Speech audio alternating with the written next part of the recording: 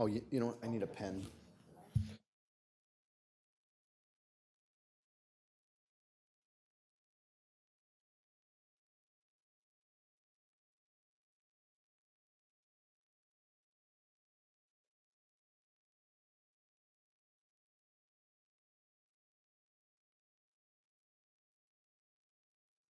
Okay, all right. Cuyahoga County Public Works Procurement and Contracting Committee meeting for Wednesday, October 18th, 2017 will be called to order. Roll call, please. Calling the roll, Mr. Tuma, Here? Mr. Miller. Ms. Conwell. Ms. Conwell is absent at the moment. Mr. Strawn. Here. Ms. Baker. Here. We have a quorum. Okay, thank you, Madam Clerk. Is there any public comment related to the agenda this morning? No, sir, no public comment. Okay, thank you. And could I have approval of minutes from the October 11th, 2017 meeting? So moved to approve? Could I have a second for that? I have a motion and a second to approve the minutes from the October 11th, 2017 meeting. All those in favor say aye. Aye. Opposed, nay. The ayes have it.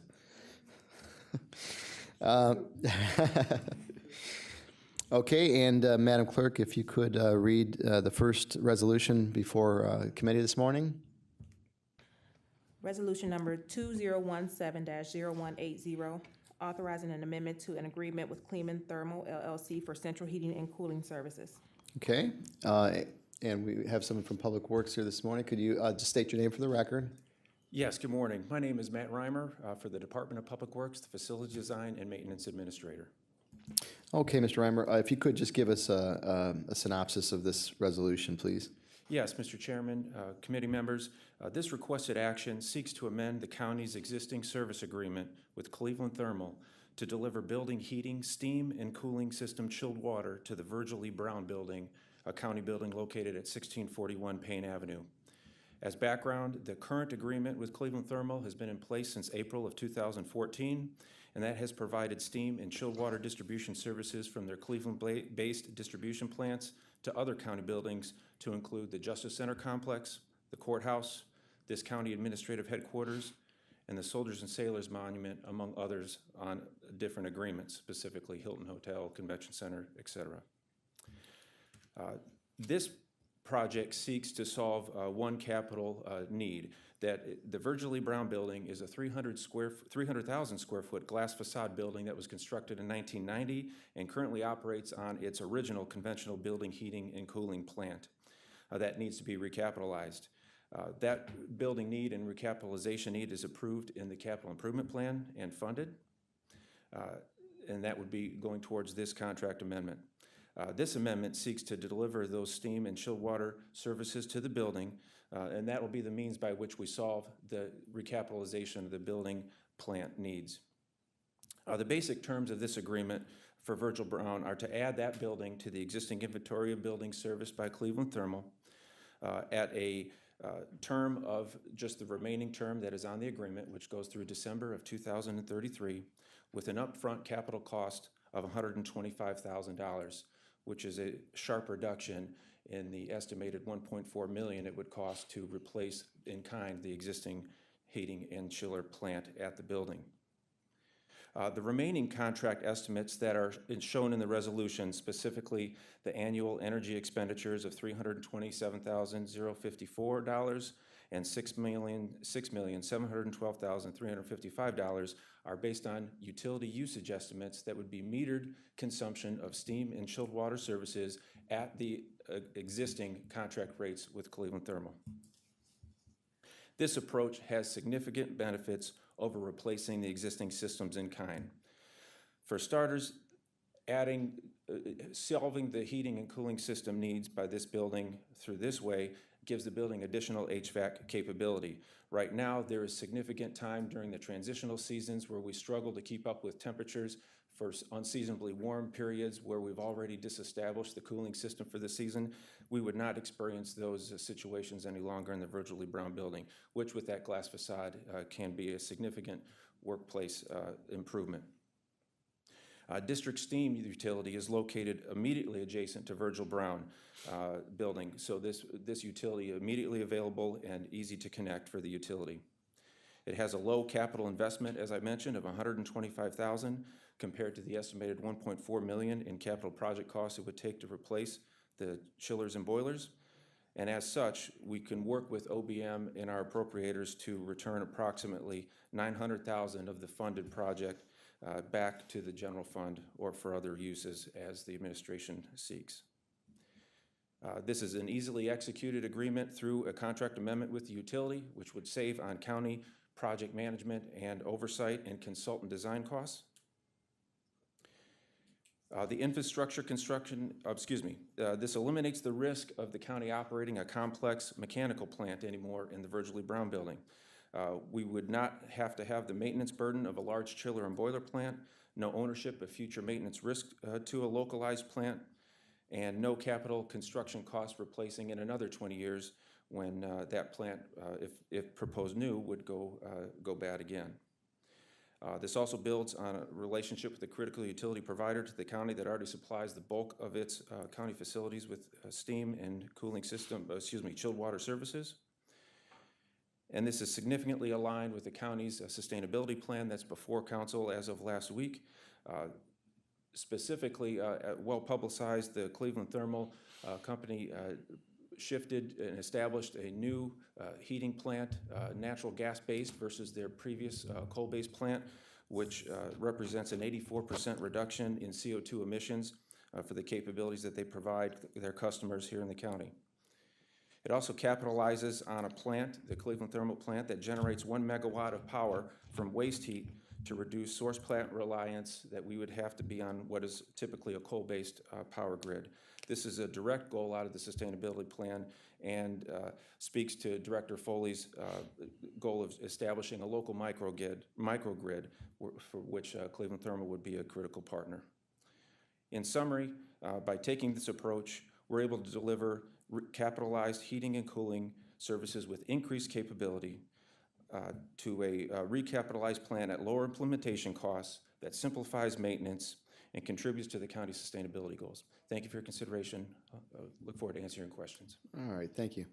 Any questions from members of the committee? Mr. Schron.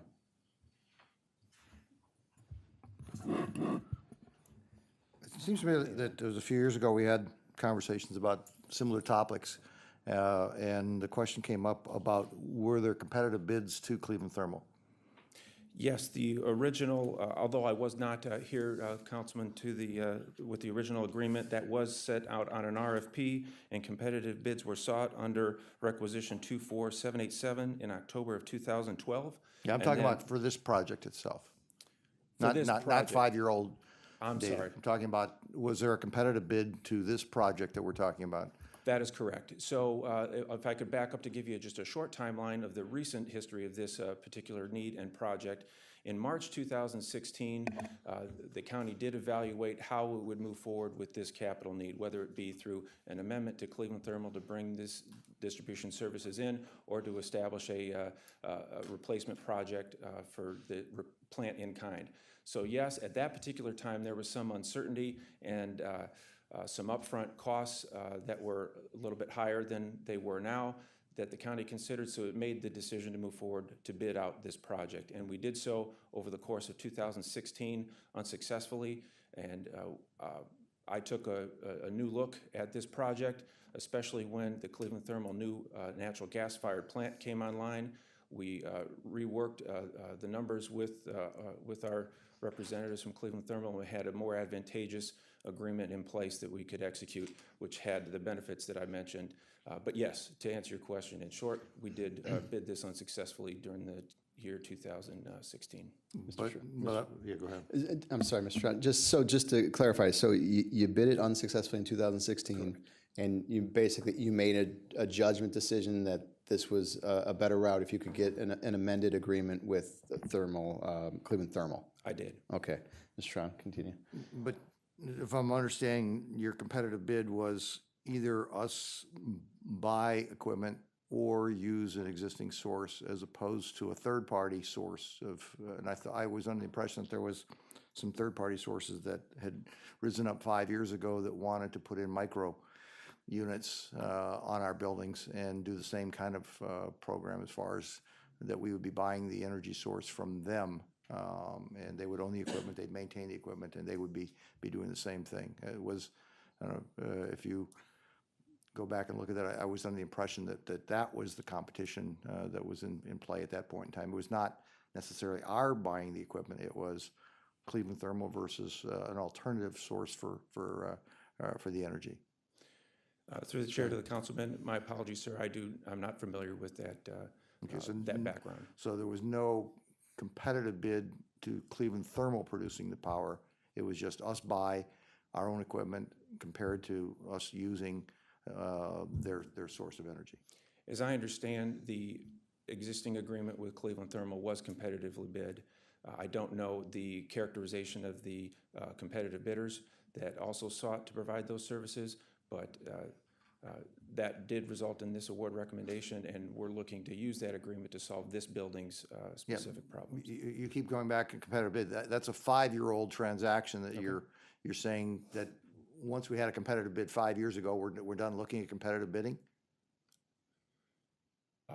It just sounds Not at sounds all, like sir. that's what I'm hearing, that just because we had a competitive bid 5 years ago, we're not going to go back and re-examine that competition. Through the chair to the councilman, sir, I can look into that background. I do not have the background on. The answer is on we that. did not do that here, is what you're saying on this particular transaction.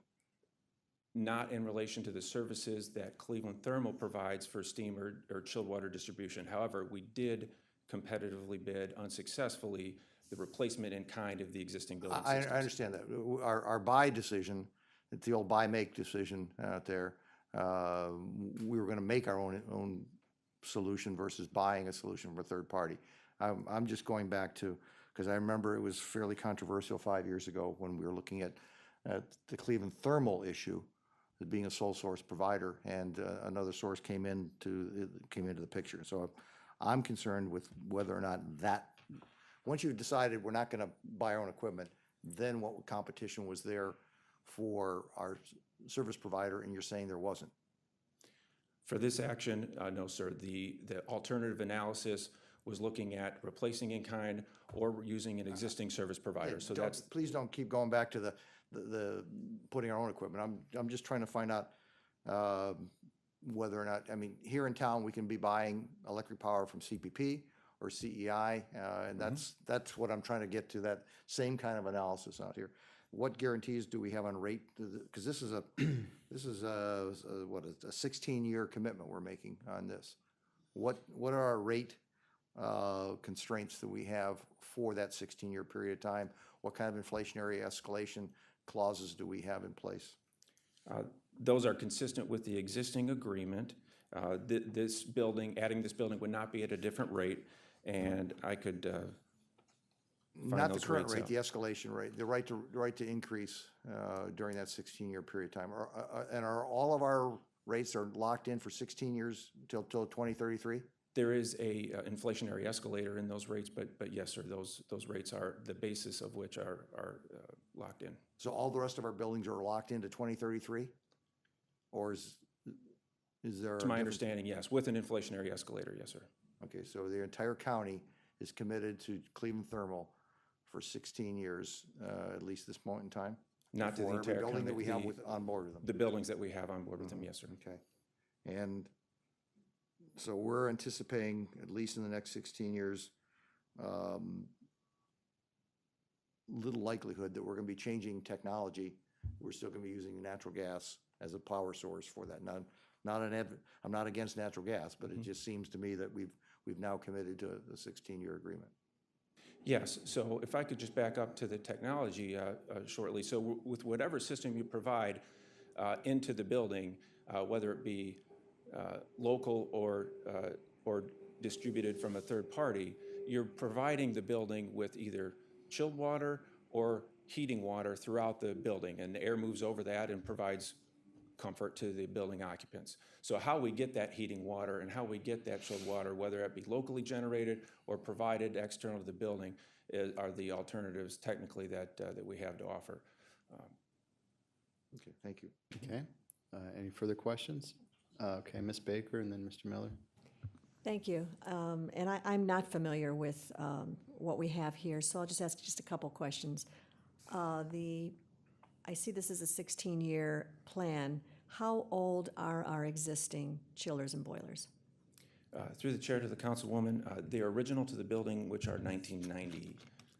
1990. They It's did go through an 2017. I'm sorry, excuse me. Yes, go ahead. The chillers themselves, there are several components: the cooling tower, roof-mounted, chillers in the basement, and boilers in the basement. The chillers went through a re-optimization, which is just heavy maintenance to make sure they're operating at capability in 2011.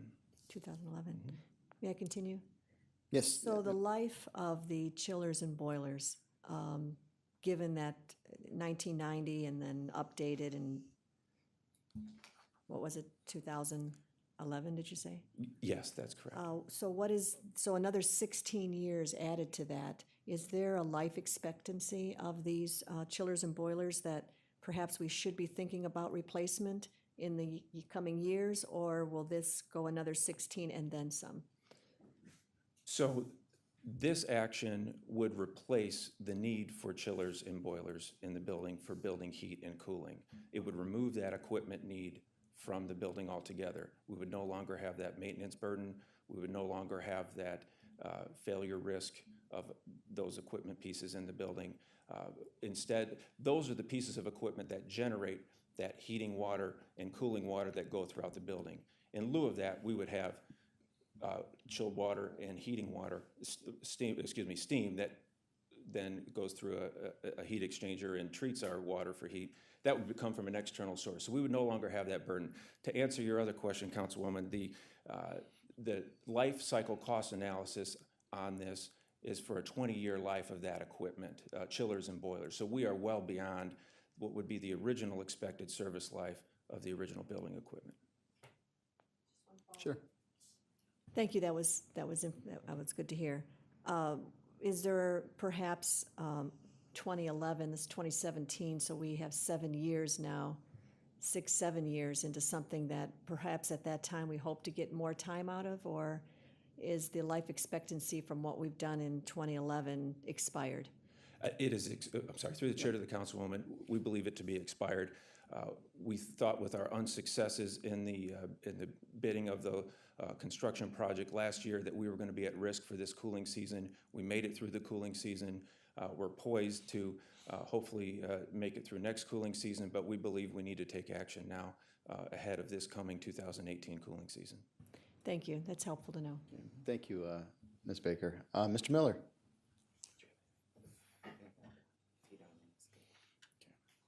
Mr. Chair, Mr. Reimer, you're estimating our annual expenditure for the first year at $327,000 and a little bit more, which would then be subject to an inflationary escalation. What would be the comparable cost if we generated the heating and cooling through our own equipment, if we did a replacement?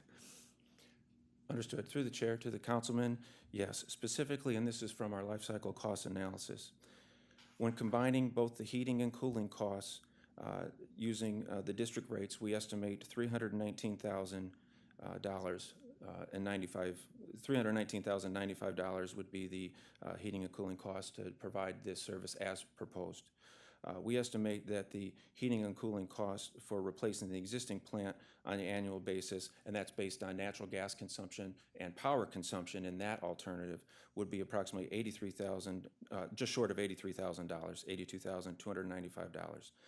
The benefit between the two alternatives is the lack of upfront investment and the year 20 reinvestment and the maintenance along the way that we would be avoiding. Mr. Chairman, Mr. Reimer, I didn't totally follow that. The 319,000 was for what, and the 80-some thousand is for what? Understood. Through the chair to the councilman, $319,095 is our estimate of usage of metered consumption of steam coming from Cleveland Thermal and chilled water coming from Cleveland Thermal that would be pumped through our building, and that would supply the source for our building heating and cooling needs in Virgil Brown. Well, I thought it was 327.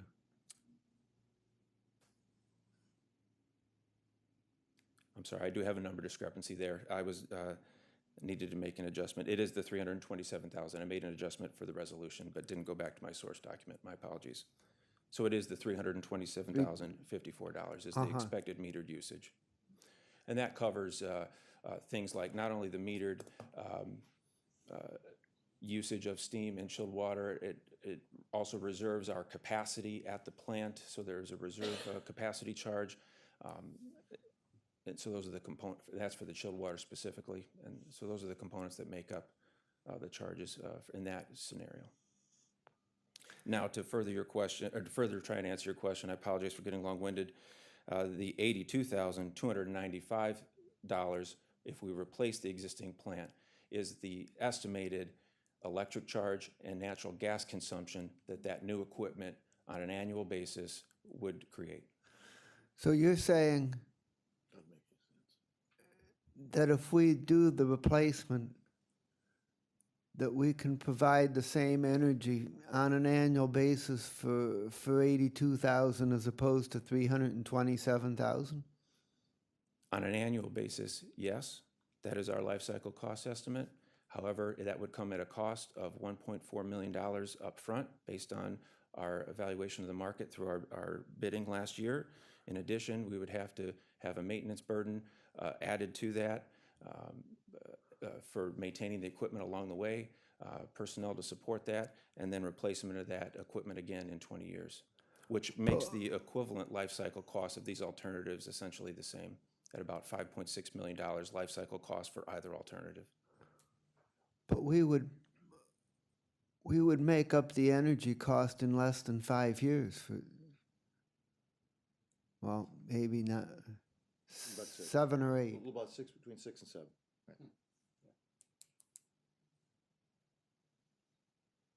But we still have a capital investment to make. And that avoidance is significant, as well as the maintenance burden is also significant, which results in our analysis of having an equivalent life cycle cost analysis for both alternatives.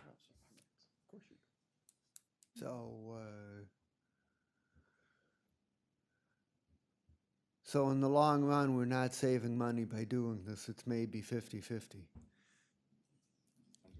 True dollars and cents, yes, sir. On our life cycle cost analysis, we're establishing they are equivalent from a life cycle cost analysis perspective.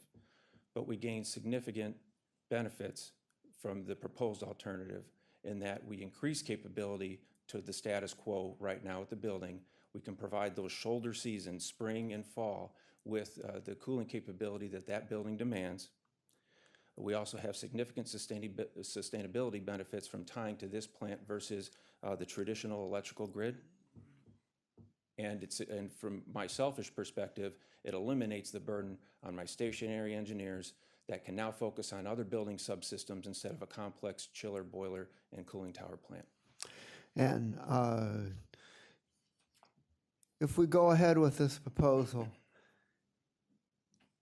is there any money we can obtain through disposal of the existing equipment, or is it essentially worthless? We, through the chair to the councilman, we do have some pump systems that may have some value either to other county facilities or for salvage value. We will investigate those alternatives. Those would be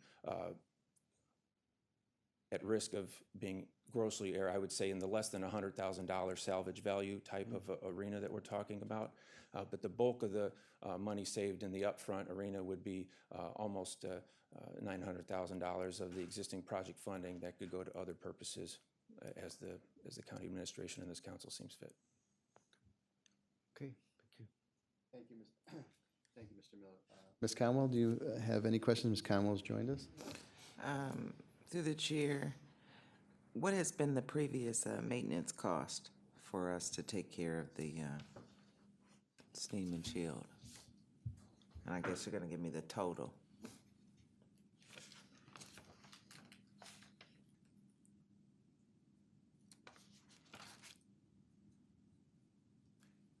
Through the chair to the councilwoman, I'll answer it two ways, ma'am. The estimated maintenance burden, excuse me, I'm looking at my wrong form. The estimated maintenance burden is approximately $201,000, $528 over the course of the agreement that is proposed, the apples to apples over the term.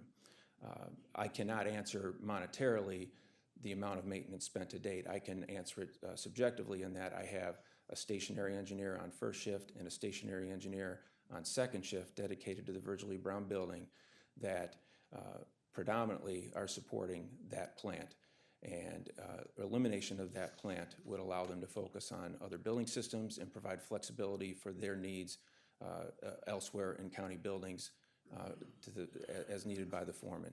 That's a critical rate, a critical building trade for the county, traditionally with a lot of overtime since they have to cover so many different buildings for so much of a length of time in the building system. So anything that can be done to give them flexibility in how they meet the county needs and other infrastructure is welcome addition. But I can't answer that past tense monetarily. So this is just for the Virgil E. Brown building? That is correct. Because I saw in the legislation there was different buildings listed. So what are we doing? Let me just get a clear understanding. So for the Virgil E. Brown building, we want to go with Cleveland Thermal, but the other buildings we're going to maintain and still operate ourselves?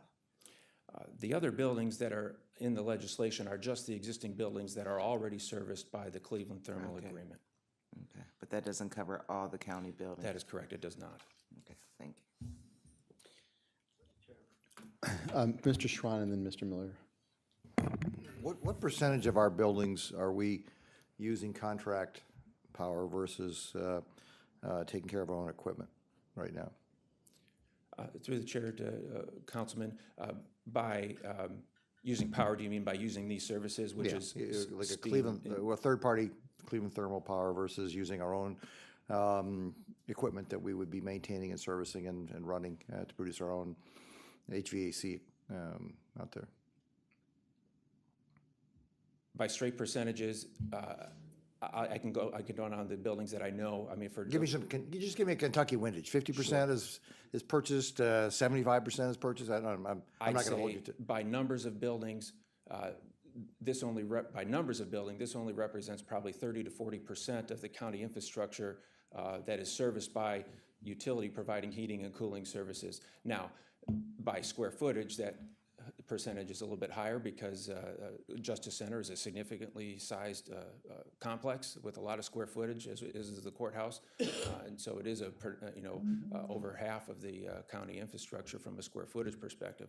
But numbers of buildings, I'd estimate in the 40%. And if we were to tear this building down at some point along the way and repurpose the building, what's our obligation under this agreement? If we should build a new building someplace else on a different location, are we bound to buy a contracted provider, or will we most likely, I would think, be putting in new HVAC assistance equipment that would be more high-tech, which would be lower maintenance and be brand new with warranties and things of that nature? So what's the obligation on continuation? So that, for the chair, to the councilman, that would be a design, the technical decision would be a design decision through whatever process. I assume you're saying if the hypothetical, the Justice Center were to be replaced, is that what you're referring to, That's correct, sir? yes. So in that hypothetical, that would be a design decision that all parties would reach in that proposal. We're not bound to the services of that, but however, there would be a termination. Well, which that's is where I'm detailed going. in the- Let's not play words games. What would be the impact of a termination if we should no longer have this building, but we've contracted for 16 years to buy that service, because they put infrastructure costs to put this in place, I assume, into this building. If that building does not exist, what are the termination provisions in regards to this? Because there would be no termination provisions if we bought our own equipment. It would be capital equipment that perhaps would be lost or would be sold in the secondary market. But the termination would only be aggregation of any debt service that we have to do to cover the cost of buying this $1.4 million. So what are the termination provisions? Through the chair to the councilman, no games intended, sir, just trying to get to the bottom of each question. The termination costs I can articulate for the Virgil Brown building. I don't have the termination costs in front of me for other buildings that No, are on the agreement. this building is the only one we're talking about potentially would be relocated in sometime in the future if we're doing a Justice Center renovation someplace. I can't answer that for the Justice Center with the documentation in front of me, although there are termination requirements in the agreement.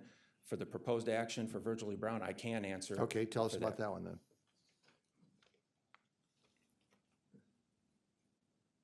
If I could, I believe there's a termination clause in there It has to be. after March 2019 with 12 months' notice by the county.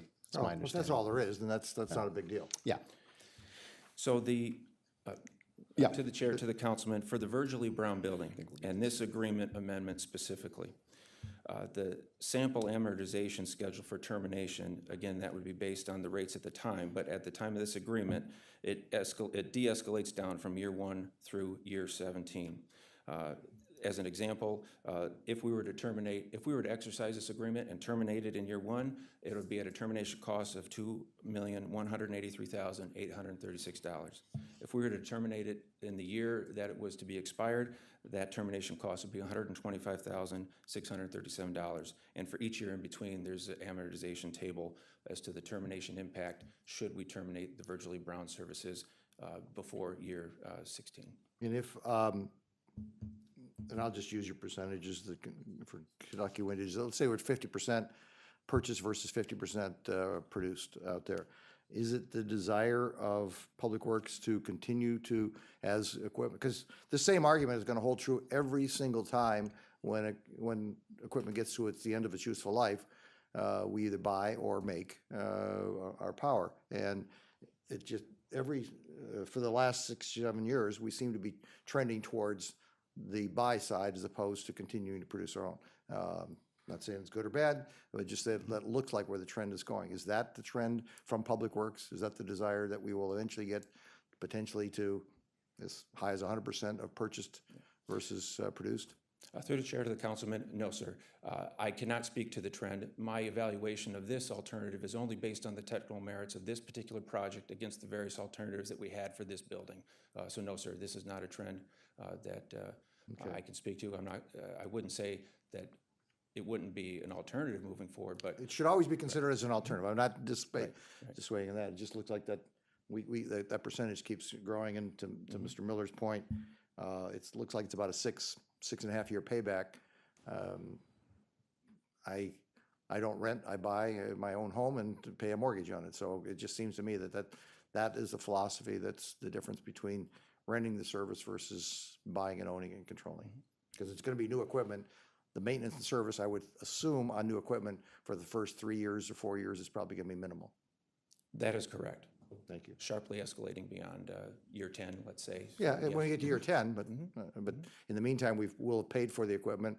And to Mr. Miller's point, we will have accrued significant savings in the power cost to buy at $83,000 versus $327,000. So, thank you.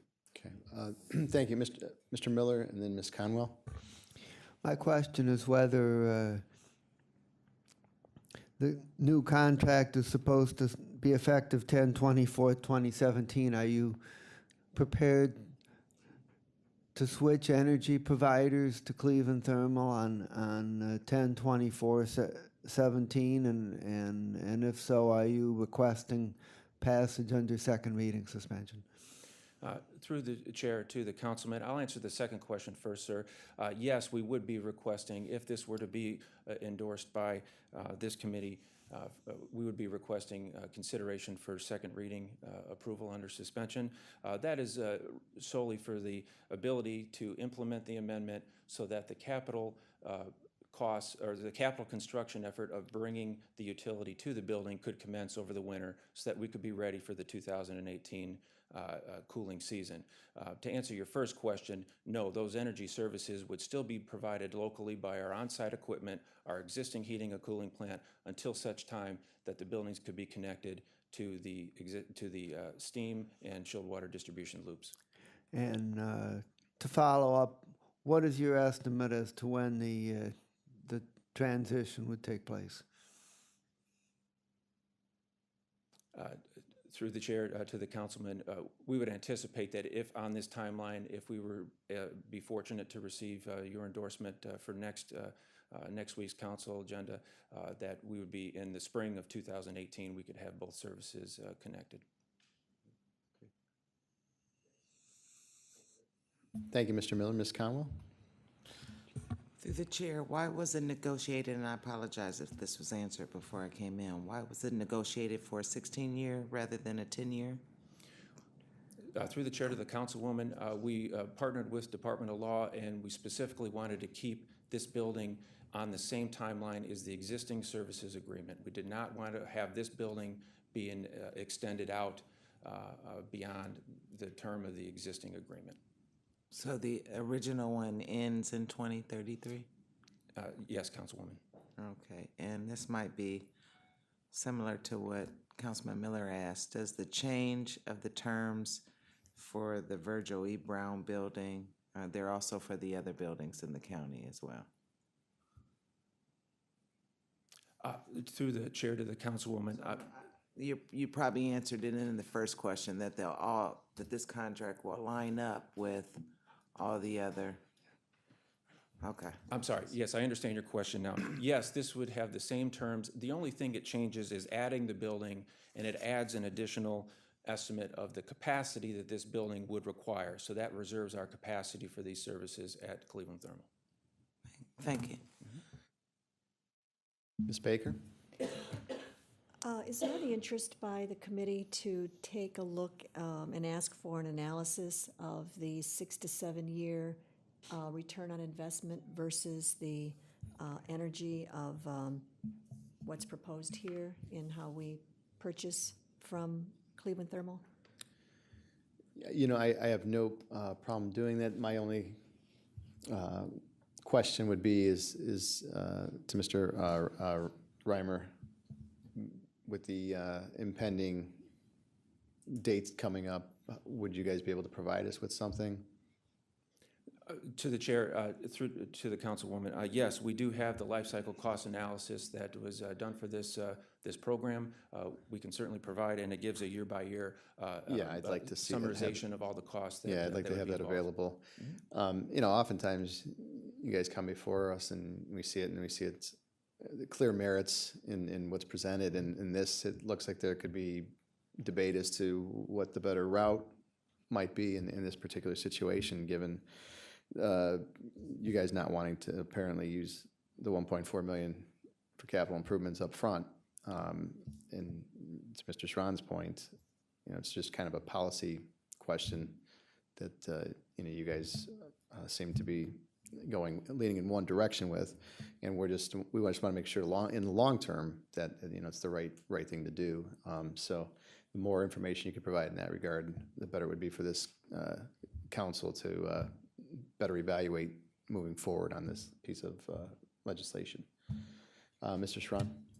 And the budgets being presented by the county executive, do they reflect this $327,000 increase in operating costs that we're going to be discussing as a council on an annual basis for this new 2-year cycle? Mr. Reimer?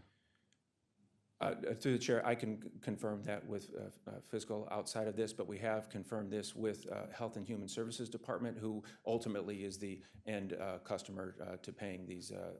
Yeah, but it's either in our budget or it's not, and that's reflective of almost what, half a billion dollars you're talking about, or $500,000 that you're looking at bumping this thing up on an annual basis from another 244,000 out there. So that's combined together 500,000 for the 2-year cycle of this year's budget. So it's either in there or not, the increase. Mr. Miller, do you know if it's in there? Don't know. Okay, thanks. I doubt it. Okay. Any further questions from the committee? All right, and you're looking for second reading suspension on this? If this endorsement were to proceed forward, yes, sir. One more question. Okay, Mr. Miller has another question? My question is, the current system you said was built in 1990, and we're into 2017, so you got something like 27 years out of it. It was updated, yeah. I presume your life cycle analysis is based on a 20-year lifetime. I'm sorry. If we were able to maintain it effectively so as to get 30 years out of it instead of 20, would that switch the analysis so that having our own equipment would come out better? Through the chair to the councilman, hypothetically, yes, monetarily, I believe that probably would. However, the benefits that I outlined subjectively of the business case of this alternative would still stand in the merits of the other side, which couldn't necessarily be monetized. Okay, thank you. Any further questions? Ms. Baker, now's the time. Thank you, Chair. I'm just a little apprehensive. I understand the need, but that I also understand that we don't really have everything in front of us as far as making an analytical determination. So I'm just. So let me ask you, Mr. Raymer, say we didn't move forward on suspension and put it off for another reading. What would the effect, the practical effect? I know we can backdate contracts and things like that. It happens all the time. So what would be the practical effect of waiting another week or two to get some information and allow this committee to feel more comfortable moving forward on this major project? For practical purposes, would that be an issue for the administration? On the practical side, it would be just continuing to push the weather window to start the capital construction of the distribution. Yeah, it's supposed to be, I mean, we're not looking at like major weather changes, I don't think, in the next week or two. I mean, that's Cleveland, so just when I say that. Yeah, I know. But I understand, I mean, the building still currently has heat and, Yes. right, so, I mean, we're okay in that regard. People aren't gonna be without heat, let's make That's that correct. perfectly clear, so. That's correct. Mr. Miller?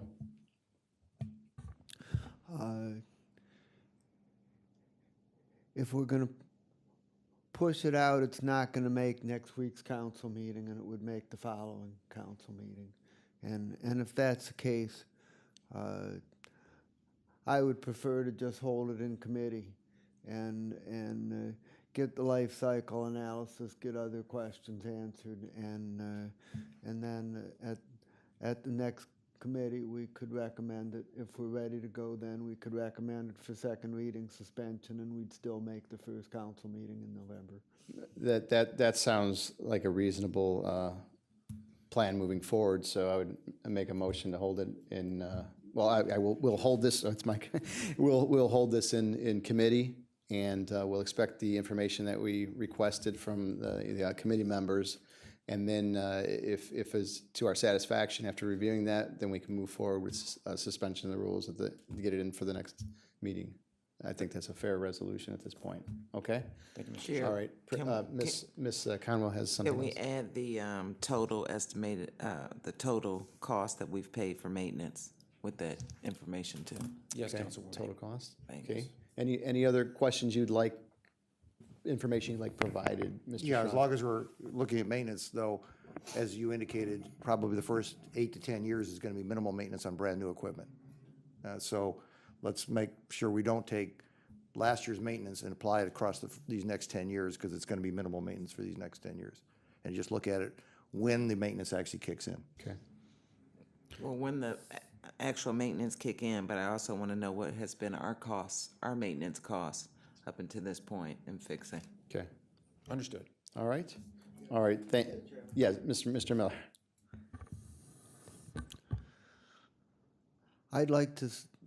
I'd like to see an analysis for if we try to get it to last for 30 years.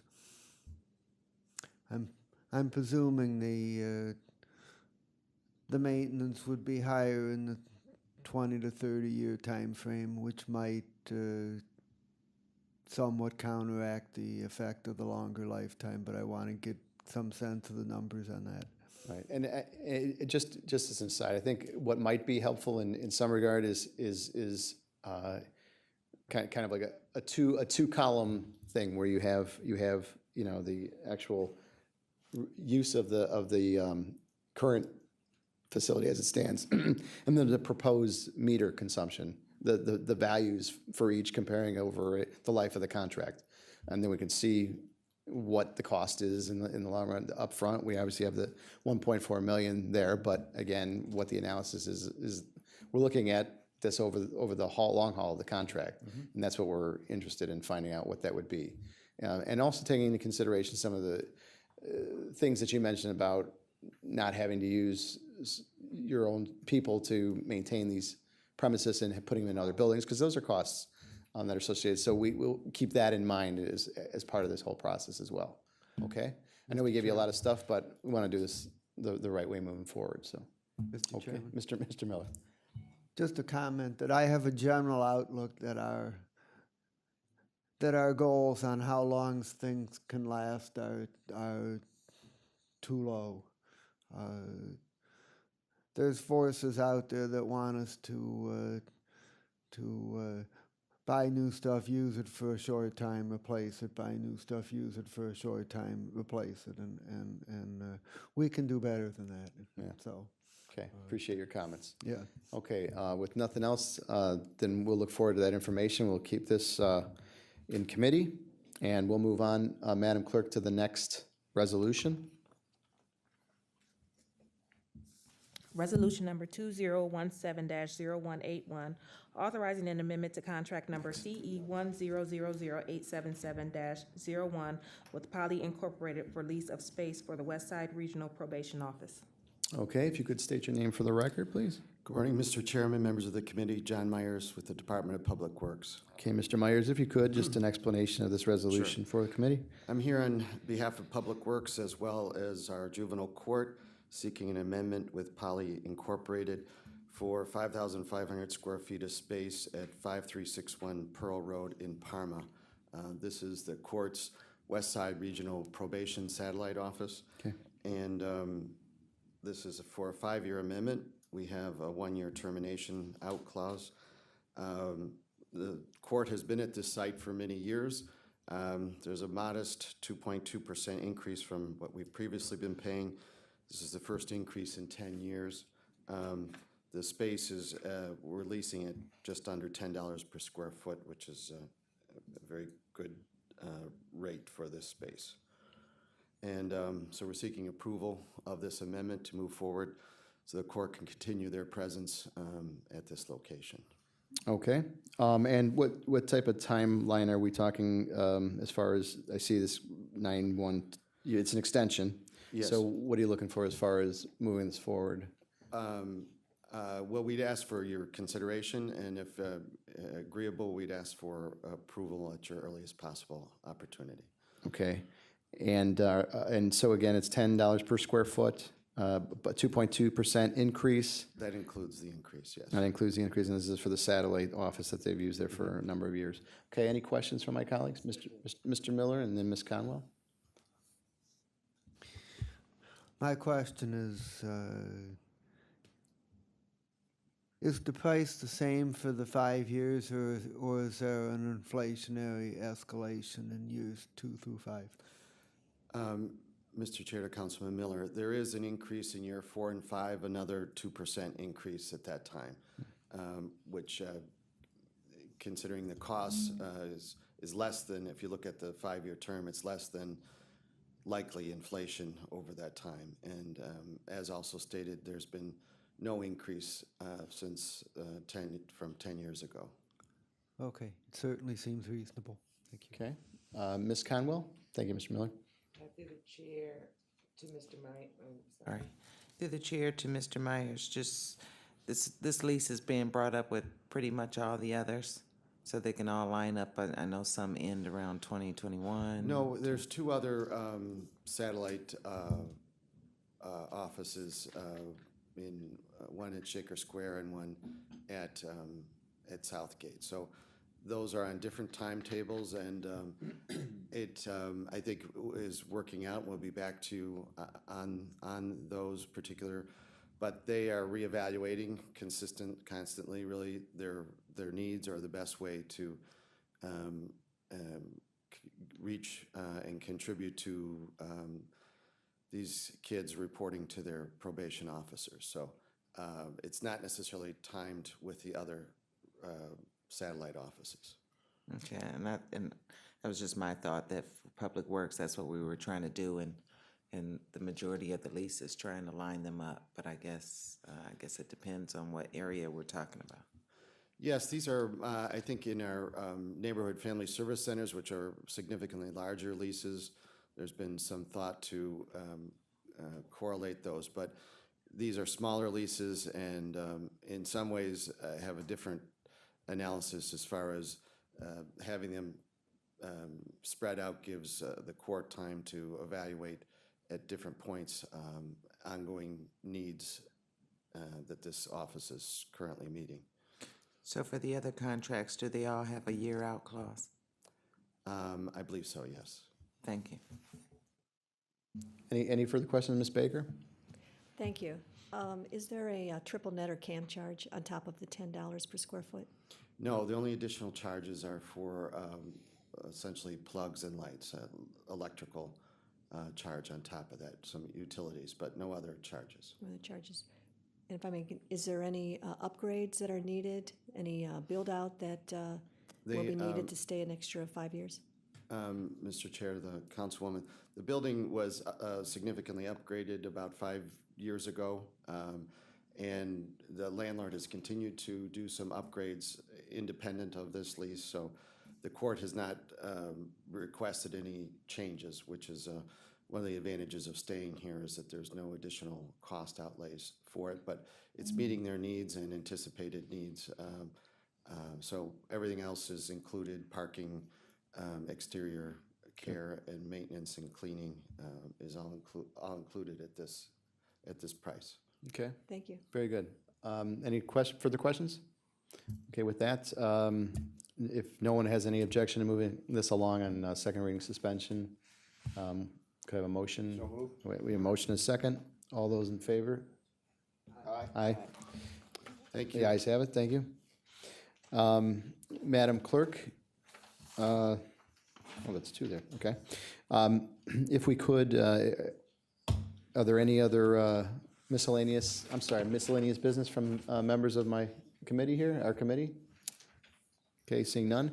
Madam Clerk, is there any public comment No, sir, no this public morning? comment. Okay. If I could, I have a motion to adjourn. So moved. I have a motion, a second to adjourn. All those in favor say aye. Aye. Ayes have it, and the committee shall adjourn at 10:55 a.m.